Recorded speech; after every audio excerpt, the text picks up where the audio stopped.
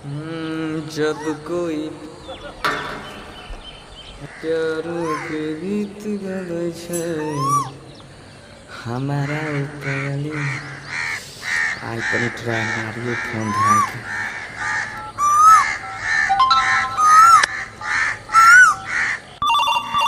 उठाइए ना उठाइए ना उठाइए ना उठाइए ना उठाइए ना। हेलो बाद में हेलो हेलो हाँ के बोले छिए अपने? हे रे हम लबड़ी बोले छिए रे। लबड़ी? हाँ रे। गे हमरा चिन्हली? हाँ रे छोरा लबड़ा। अरे तोरा के नंबर कोई जाने रही गे? तब जाने रहियो गे जब नंबर जाने रही तो हमरा पर फोन क्यों करे रही पहले बता। फोन नहीं करे रहियो ससुराल में रहियो ने यह से। अरे बागे तू ससुराल जाए के मतलब बदल गेली ना? नहीं रे जान नहीं भूल लियो तोरा भूल नहीं भूलली।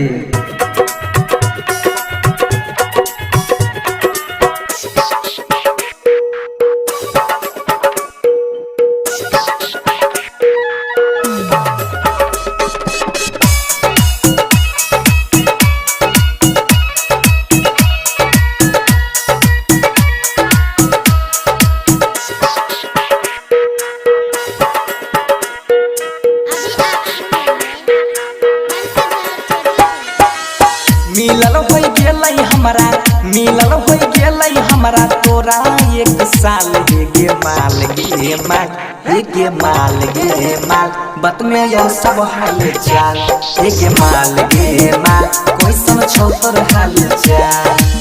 राखे तू फोन अभी राखे तू फोन हमर मती अलमान हेर जान रे जान हेर जान रे जान आखन रोपै छियो धान हेर जान रे जान आखन रोपै छियो धान। बोल लगे डीजे विकार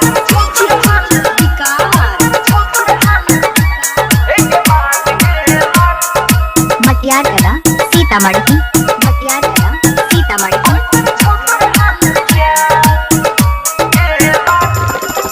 जहिया से गेले ससुरा करे नहीं छी फोन गे तोरा बिना लागे नहीं छै कोरती मोन गे हमर सब चीज लगे जो पहिला चल गेली ठीक है।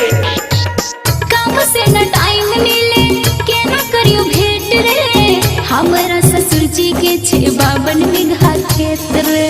रही रही याद आबो रही रही याद आबो छुअल दुनु गाल गे माल गे माल गे माल गे माल कैसन छौ तोर हाल चाल गे माल गे माल कैसन छौ तोर हाल चाल।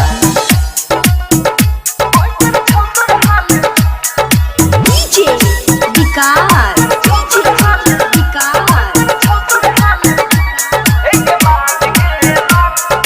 मटियार कला सीतामढ़ी मटियार कला सीतामढ़ी।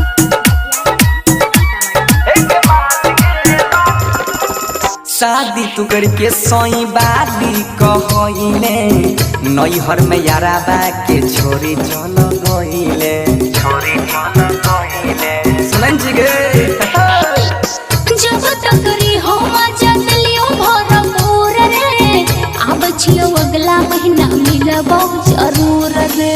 सोनू बंशीधर कहो सोनू बंशीधर के तू छही ताता काल गे माल गे माल गे माल गे माल बत में यो सब हाल चाल गे माल गे माल कैसन छौ तोर हाल चाल।